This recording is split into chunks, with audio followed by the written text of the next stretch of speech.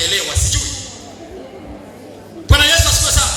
Kwa hiyo tumepewa angalizo pale, lakini Mungu anasema una neema na una heri wewe ambao neno hili linakuhusu. Anasema lakini sisi, hebu sema lakini sisi. Soma anasemaje? Bali ninyi ndugu hammo gizani. Bali sisi, Mungu anasema hatumo gizani. Hata siku ile iwapate kama mwili. Hata siku hiyo atakapokuja mwana wa Adamu tupate kama mwili. Yaani atakapokuja Yesu sisi tutashangilia kwa sababu tuna uhakika. Mgeuke hapo tusikie mkono, mwambie uhakika unao. Muulize una uhakika. Maana sisi tufurahi katika jina la Yesu pona. No, sio furahi katika jina la Yesu funguka. No, unapaswa kufurahia kwa sababu ndani ya kibao cha moyo wako una uhakika. Na hivyo ndio pekee vitakavyoweza kufanya wewe unapotaka uwe. Huwezi kupona, huwezi kufanikiwa kama neno la Mungu aliko kwa wingi ndani yako na imani yako ya kumwamini Bwana katika hili.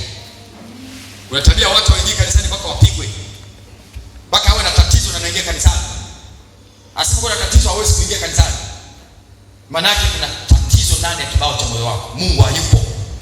Usiende kanisani kukutaka akuponye. Nenda kanisani kukutaka siri zake zitembee na wewe.